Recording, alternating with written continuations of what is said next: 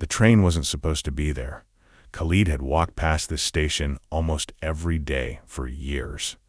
It was small, quiet, nearly forgotten, just a shortcut between his apartment and the rest of the city. Trains rarely stopped here anymore. But today was different. A long, silver train stood at the platform, its doors open, its engine humming softly like it had been waiting. Khalid slowed his steps. Something about it felt intentional. He looked around. No crowd, no announcements, no sign showing where it was headed. Strange, he muttered. Only if you're looking for certainty, a voice said behind him. Khalid turned to see an older man sitting on a bench, holding a small, worn suitcase. His eyes were calm, observant, like someone who had seen many people hesitate exactly like this. "Do you know where this train goes?" Khalid asked. The man smiled faintly. "Forward," Khalid frowned. "That's not helpful. It's not meant to be," the man replied. Khalid let out a quiet breath. He had spent most of his life trying to be sure about decisions, sure about outcomes, sure about what came next. And yet here he was, stuck, same routine, same doubts, same feeling that life was passing, not progressing. He looked at the train again. Maybe certainty wasn't working anyway. Before he could talk himself out of it, Khalid stepped forward and boarded. Inside, the train was nearly empty. The seats were clean but old, the air still. Large windows lined the walls, reflecting his uncertain expression. The doors closed gently behind him. A moment later, the train began to move. Khalid sat down, his heart beating faster than it should for something so simple. "Okay," he whispered to himself. "You're on the train. Now what?" As if in response, the view outside began to change. At first, it showed the station fading away. Then, the city blurred into something else entirely.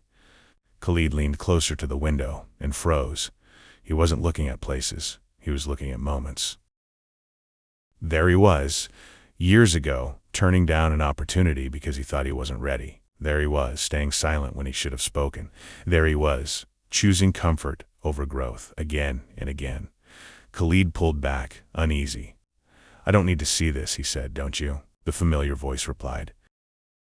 He turned. The old man now sat across from him, as if he had always been there.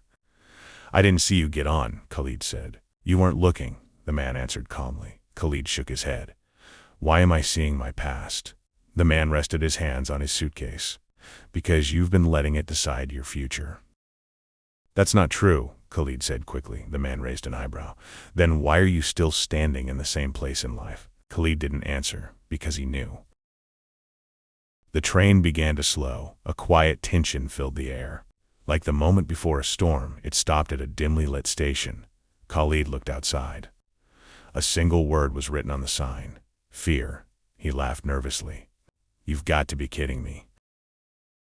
The doors opened. "I'm not getting off," Khalid said immediately. The man nodded. "You don't have to. Good. But the train won't move." Khalid frowned. "What?" "This is where most people stay," the man explained. "Not because they can't move forward, but because they won't step out." Khalid stared at the platform. It was empty, silent, unremarkable, and yet it felt heavy. "This is stupid," he said. "It's just a word." "Then prove it," the man replied. Khalid clenched his jaw. He hated this feeling, the hesitation, the doubt, the endless cycle of overthinking. It had kept him from applying, from trying, from risking anything real. He had called it caution. But maybe it was something else. Slowly he stood. Each step toward the door felt harder than it should, as if every past failure was pulling him back. What if you fail again? What if nothing changes? What if you're not enough? He stopped at the doorway. For a moment he considered turning back, staying safe, staying the same. But then he realized something. He'd already been doing that, and it hadn't gotten him anywhere. Khalid took a deep breath and stepped onto the platform.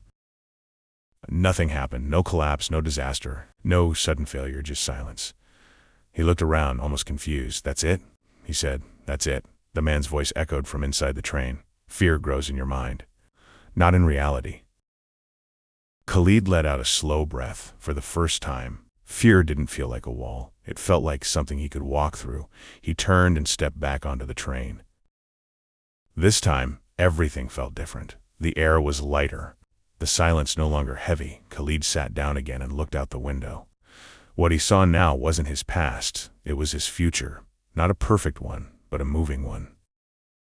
He saw himself trying, failing, adjusting, growing, taking chances, speaking up, showing up, not waiting for certainty, but building confidence through action. Khalid smiled slightly. "Where does the train go now?" he asked. The man stood, picking up his suitcase. "Anywhere you're willing to go." "And you?" Khalid asked. The man paused at the aisle. "I was never the destination. And what are you?"